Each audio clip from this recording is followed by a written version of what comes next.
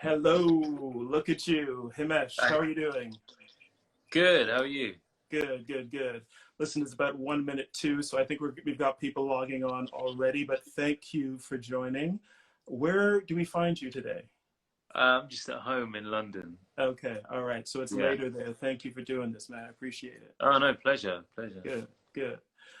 Listen, I've got a few things I've got to say by way of introduction, and then I'll call you in just about 7 o'clock, so we'll probably just get started with it. 7 o'clock now. Hello, everyone. I'm Cameron Bailey. I'm the artistic director and co-head at TIFF, and I'm joined by Himesh Patel, the star of Yesterday. Hi. Welcome, everyone. We're going to watch this movie directed by Danny Boyle, which is just a lovely fantasy of a film, and it stars Himesh, and he'll be joining us for a little bit of a conversation. And then all across Canada, if you're in Canada, we're going to watch Yesterday on Crave, starting at 7:30 on the Eastern Coast, 4:30 on the Pacific. And we want you to join us, and we'll be live tweeting that as well. You can use the hashtag TIFFAtHome as you tweet along as we watch this film. If you've seen it before, it's just a real pleasure to watch it again. I've seen it more than once now. And if you haven't seen it, it's a real joy to watch. We have to give some shout outs before we start in with a conversation. First, to all Indigenous storytellers from coast to coast to coast and their communities. We want to thank the people who make everything we do at TIFF possible. Our lead sponsor, Bell, our major sponsors, RBC, L'Oreal, Paris, and Visa. All the levels of government workers especially, the people who are getting money into the pockets of Canadians. Thank you. Thanks to all healthcare workers. I know in the UK, Himesh, you're doing a lot of things to thank the health workers at the NHS, and we're trying to do something similar here in Canada too. And also TIFF's donors and members. A little bit about Yesterday. This is a movie that imagines a world where we have all forgotten about the Beatles and their music, except for one lone, struggling musician, played by Himesh, a guy named Jack Malik in the film. It's a bold premise, written by Richard Curtis from Love Actually and Four Weddings and a Funeral, directed by Danny Boyle, made its premiere at the Tribeca Film Festival last year. And that was the first time a lot of us in North America got to know Himesh Patel, but you'd been on television and doing lots of work in the UK for years, most notably on EastEnders, where you'd done many seasons of that. And I just want to say what a terrific job I thought you did in the film. It was just beautifully done. You captured the soul of the music, but also this character who's suddenly thrown into this really remarkable situation. Thank you. That's very kind. It's funny you say seasons of EastEnders because with it being a soap, it's just been one long season from 1985 to now. And it's been going since the 1980s, is that right? Yeah, 85 it started. Yeah. So I was there for the 25th anniversary and I was there for the 30th anniversary. Wow. And we did these big live episodes, and it was a lot of fun. Now, you had been very familiar to British TV viewers for years, but this was your first lead in a feature film. And I've heard Danny Boyle talk a little bit about how you came to get the lead role of Jack Malik in the film, but I want to hear your story. How did you actually get this role? What did you have to do?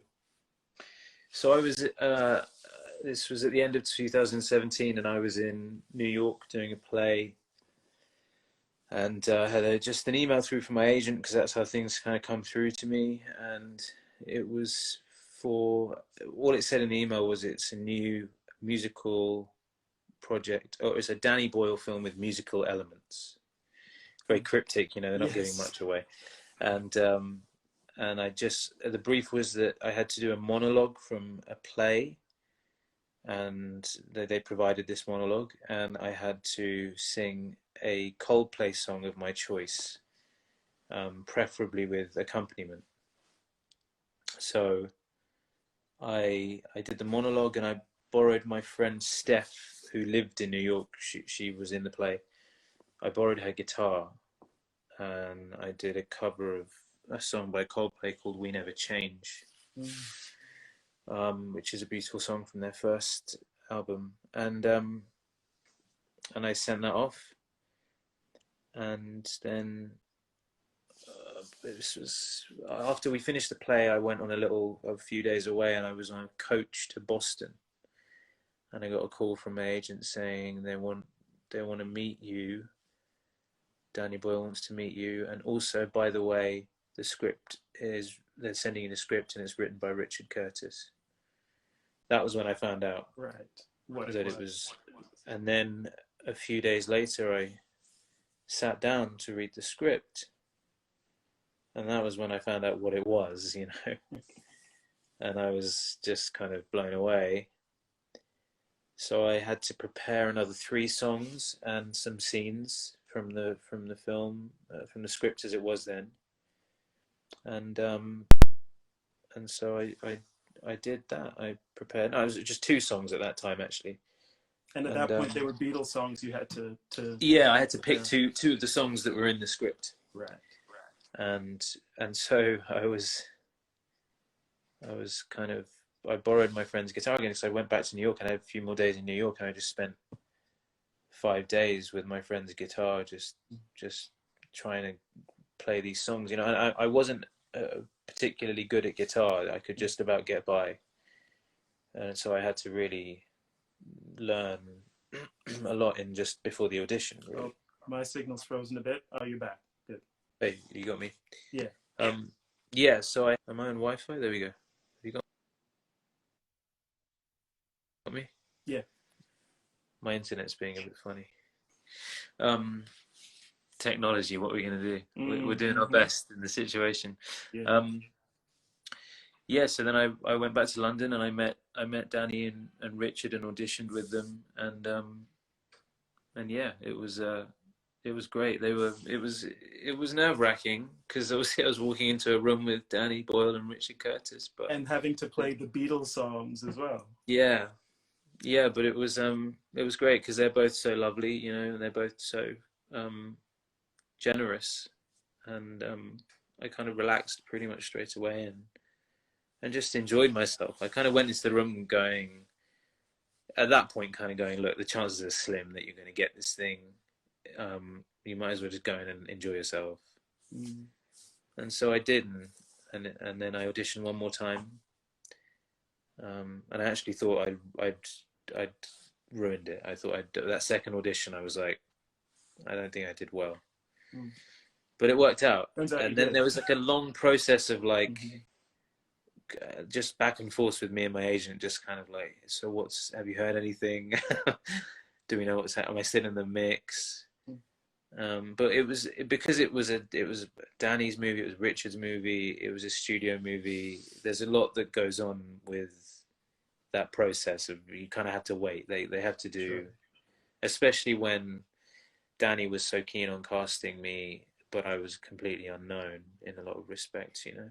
So it took a little while for them to say yes, but eventually I got a call from Danny, and we started work.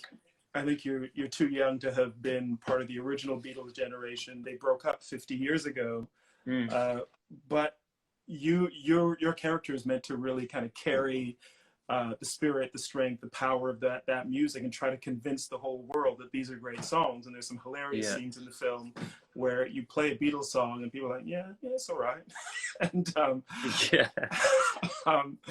I just wonder what that was like, to kind of try to carry that the power of that music to a world that is totally indifferent to it, and convince them that these are great songs. Well, it was funny. So we kind of I had about 3 months before we started production to kind of build my own version of these songs, and so we built this. We had these like production offices in London, and we made this room. We made it look like Jack's bedroom. We put posters up on the wall. There was a bed in there. I never slept on the bed. Didn't have time, but I spent all that time in there with this wonderful composer and musician called Ardem Ilhan, and we just spent that time kind of, he was getting me a lot better at playing guitar and a lot better at playing piano, because I needed a lot of improvement. And we built our own versions of the songs, because of course you can't do carbon copies of the songs, because it wouldn't make sense. It's all coming out of his memory. And so, though I had to learn, you know, from the actual songs, because I still have them, we couldn't the aim wasn't to do exactly what the Beatles did. The aim was to kind of put our own spin on things whilst also being respectful of these songs, because you can't mess too much with the Beatles. The idea is that your character loves these songs, but now that they're no longer in existence anywhere, he has to kind of call them up from memory, and at some point he's not quite sure how a verse might go, and he has to kind of figure it out in his head. Yeah, and that was the kind of thing that we were playing with, was that idea of how much can we play with. I think, of course, there were certain things we couldn't do too much of. We couldn't mess with the lyrics too much, I think. Except for one title, quite famously, in the film, which is yeah, in a very, very funny scene. And there's one thing I don't want to spoil for people who haven't seen it, but there's a very spot on and hilarious, not even more than a cameo, I would say, a role that's played by a very famous pop star that really adds to connecting the Beatles music to today. Yeah, and it was great of him to kind of come along on the journey. He was very, very fun to work with. He's a very down-to-earth guy, and it was fun that he was kind of willing to kind of play along with us and kind of take the mick out of himself a little bit as well. Yeah, that's great. We also have some questions from people on social media and from our members as well. Genevieve Walker on Twitter was asking she wants to know what your favorite Beatles song is. Yeah, this is a tough one. Obviously, I got this a lot on the press tour, and I felt like it just changed every day, really. I've had Blackbirds stuck in my head today, so we'll go with that today. Beautiful song. Your co-star in the film is Lily James, and Kate McKinnon plays a supporting role, hilarious role as well. She's what great. was it like for you on set? Again, you're the lead. This is your first lead. It's a big movie. And you're with people like Lily and Kate. It was great. I mean, it was lovely working with Lily for, almost the whole thing, because she's lovely. She's so generous and so kind. And so it was great to just watch her work, because she's done movies, a lot of really great movies. So it was really brilliant to just watch how she holds herself on set, how she is, because I was learning a lot from that, and it was also just fun because she's really fun. And Kate as well, who's just a genius. I mean, she's so funny. I agree. Effortlessly funny. Is a genius. And just there's probably a lot of takes. I don't even know how many of them are on the blooper reel where I just couldn't hold it together, where I just had to. Because she would come out with stuff. Of course, we did a lot of takes that were on script, but then she was given the freedom to do what she really loves doing, which is just coming up with the most insane stuff. It's cool. I want to ask a question from Phoebe on Twitter as well, who wanted to know what was the process behind recording the soundtrack and learning the songs. I understand you did live singing.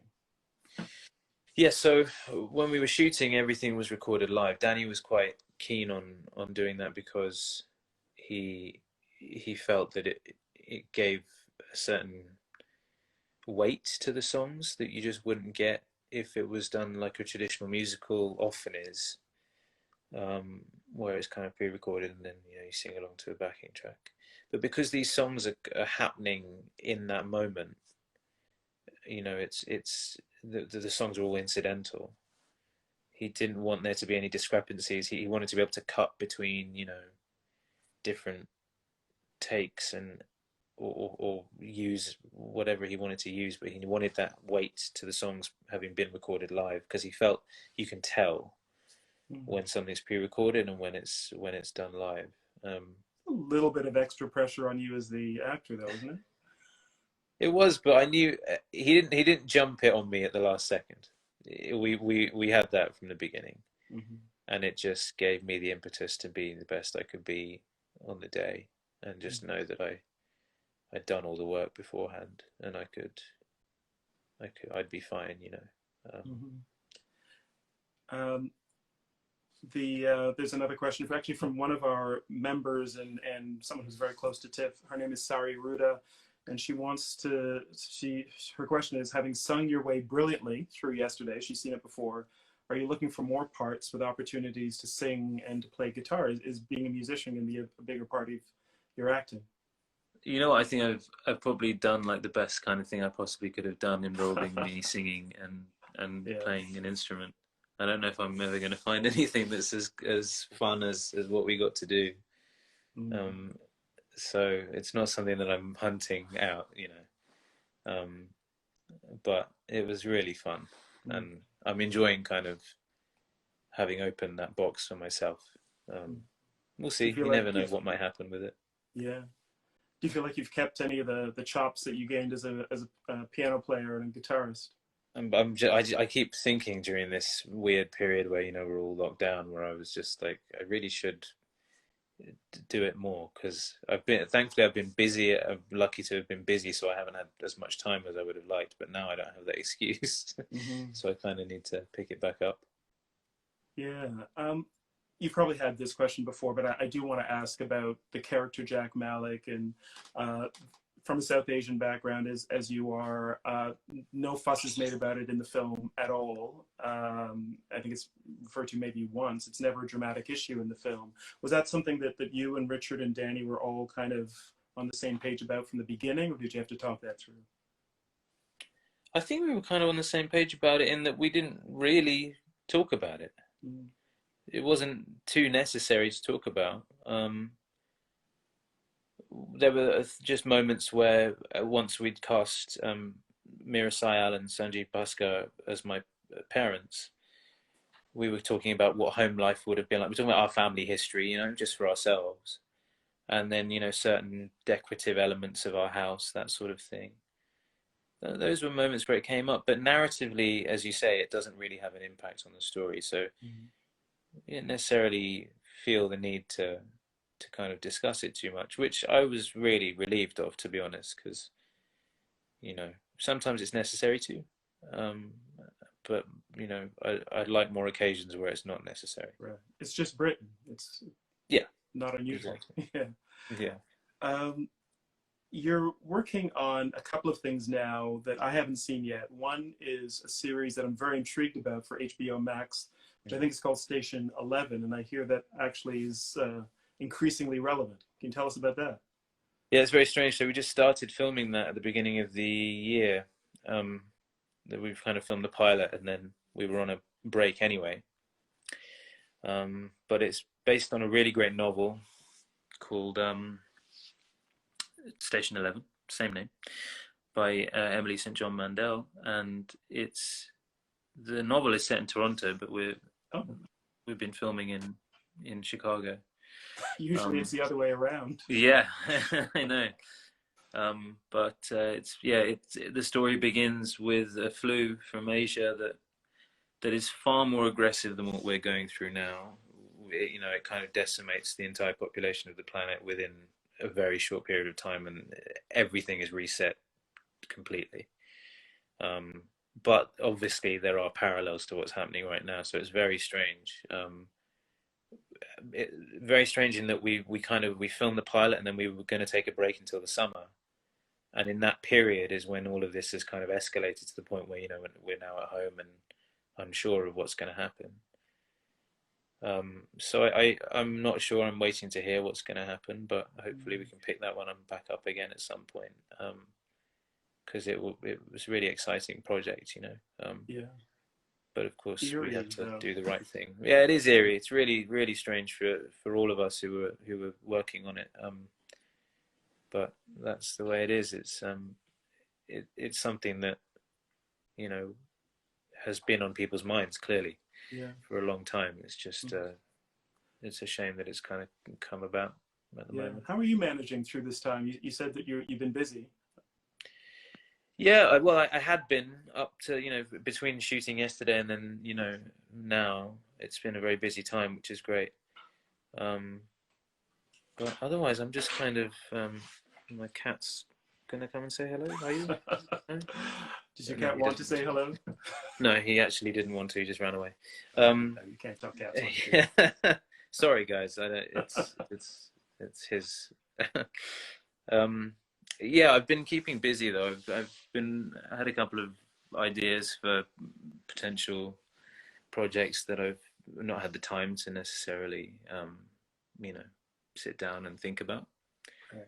So I'm trying to take that as a positive of what's happening right now, and just This kind is of the time explore for those. all of us to write our King Lears, I suppose. Yeah, yeah. So we'll see what comes of that. Yeah. Last thing I have to ask, since we have you here, you've gone from the success of Yesterday to acting in the new Christopher Nolan film, Tenet. Yes. So, can you tell us all about it? We're all very curious to know what the plot of the film is. Yeah. So it starts. No. Gosh, no. I won't ruin that for you. Yeah, no. Namely because, you know, under lock and if key.